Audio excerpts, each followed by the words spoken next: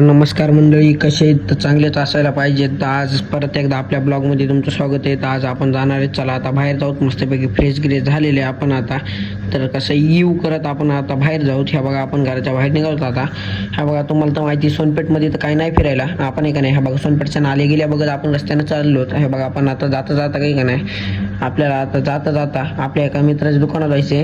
हे बघा आपल्या मित्राच्या दुकाने आलो होतो आपण आता. योगेश भाऊचे दुकान आहे, ज्ञानेश्वर टी हाऊस म्हणून. नंबर 1 चहा भेटते, 5 रुपयाला चहा आहे, खतरनाक चहा आहे, एकदम नंबर 1 चहा आहे. बघा मित्राला आपण आता भेट देऊन निघालो.